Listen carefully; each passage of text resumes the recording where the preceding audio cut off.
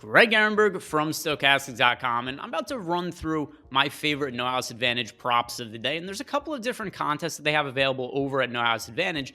They have the Pick'em props, which I also recorded another video for, but this is the props against the house. So you guys could parlay them together, and you're playing right up against No House Advantage. And there's some really good value to be had there as well. So I'm about to give you guys a 4-leg parlay, and that's just going to pay out 11x your money. So you're not going to find those kind of odds anywhere else. 11x on a player prop parlay. And I'm about to break down all my favorite ones here in a second. So as you come in, like the video, subscribe to the YouTube channel. And then also, don't forget to check out all the tools we have over at Stochastic.com. And for reference, we do have NBA Bet Pro, which is going to have all of the projections you need for No House Advantage available to you there. It's based on all the same projections that we use for DFS. And we also have a 1-week free trial for offer right now. So totally free for 1 week, and just use the link below. That's going to get you access to that 1 free week for the NBA Bet Pro, and that's going to give you all of the projections for all the props over at No House Advantage, our projections, the lines over at No House Advantage, our expected EV, and our expected win rates on all of those. So go check that out. This is going to be the easiest way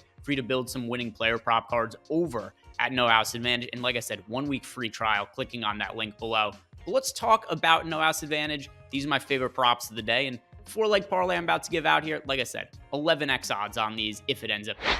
For my first prop of the day, I have over 6.5 rebounds for Pascal Siakam. And I understand at the trade deadline, the Raptors went out and they traded for Jakob Poeltl. And this is kind of a double-edged sword here, because on one hand, this is just another rebounder the Raptors are going to have out on the court. But on the other hand, this does also mean that the Raptors are marching towards trying to make a playoff push, and that means we should continue to see their starters play massive minutes, which we know Nick Nurse is not adverse to. He loves playing his core guys big minutes, and as long as this team is competing for a playoff spot, trying to get into that play-in game, which they're currently on the outside looking in of, we're going to keep saying big minutes for these guys. Last 3 games for Pascal Siakam, 40 minutes, 39 minutes, and 38 minutes. If he's going to keep playing these kind of minutes, I think that it kind of offsets the addition of Jakob Poeltl, because for the season, Siakam's playing 37.5 minutes per game, and he's averaging 8 rebounds, right? How many rebounds per game does Jakob Poeltl take away from him? I tend to think it's not going to be 1.5. So more often than not, I think we are getting an over here on Pascal Siakam, and our projections tend to align with that. This is our number 1 rated prop right now for everything available over at No House Advantage. We have him projected for 7.7 rebounds, the over hitting 65% of the time. So to open us up here, I'm looking at over 6.5 rebounds for Pascal Siakam.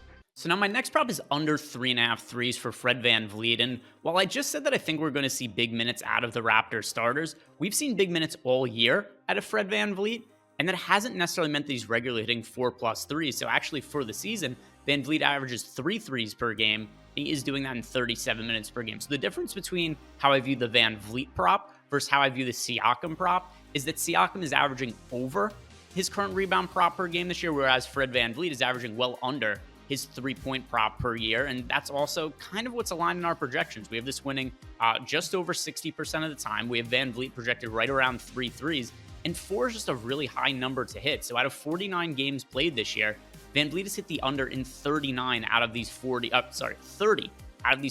games. So he's winning it far more often than not. And we don't have to worry about any kind of juice or anything over at No House Advantage. These are just being picked straight up in terms of what the odds are. There's no like minus 150 or anything like that on the under, which, by the way, that's what we're looking at sports books like FanDuel and DraftKings at the moment, which does make this an even stronger bet. Is when you look at some of the standard prop lines, you're seeing something really heavily juiced towards the under, but it's just normal, not juiced, even type money that we're getting in No House Advantage. It means there's pretty good odds that we're getting towards the under here. So Fred VanVleet under 3.5 threes. The prop line really should be closer to 2.5 in my opinion. So I like the under here, a little bit too high on Fred VanVleet. Second prop of the day in another Raptors line, it is under 3.5 threes. It's about time. Devin Booker is finally back for the Phoenix Suns. And if you look at his minutes from last game, you might think that his playing time is somewhat limited. But look at his numbers a little bit closer, because we got 26 minutes out of Devin Booker. Last game, he played 21 points, but he picked up 4 personal fouls. He was in foul trouble, and the game was a blowout. Despite it only being decided by 13 points, this game was not particularly competitive for a lot of the way through, and this is a pretty long break that we're getting from Booker as well. That game was played February 10th, and it's not February 14th, so 3 off days for the Phoenix Suns. I think we're getting a full minutes allotment out of Devin Booker, and he gets a great matchup as well against the Sacramento Kings.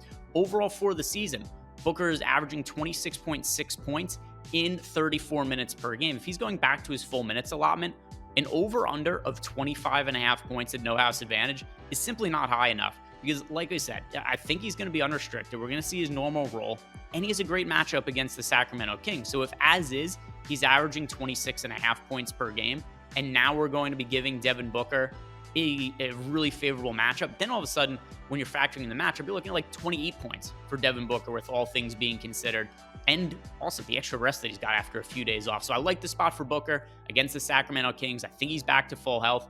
I like him, and the over on his points prop over 25.5 at no house advantage.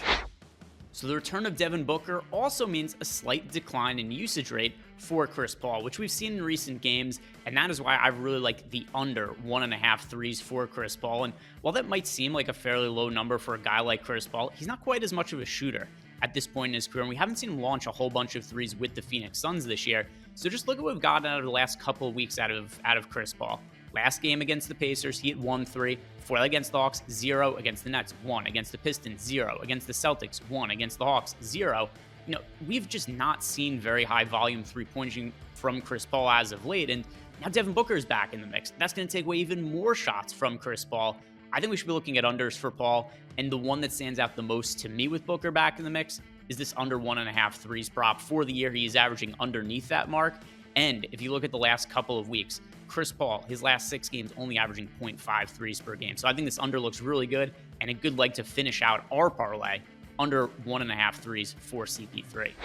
So we've got a 4-leg parlay here for no house advantage. 4 legs, if all of these hit, it is going to pay out 11x. Better odds than you're going to find anywhere else in this industry. And my favorite ones of the day: Pascal Siakam over 6.5 rebounds, Fred VanVleet under 3.5 threes, Devin Booker over 25.5 points, and finally Chris Paul under 1.5 threes.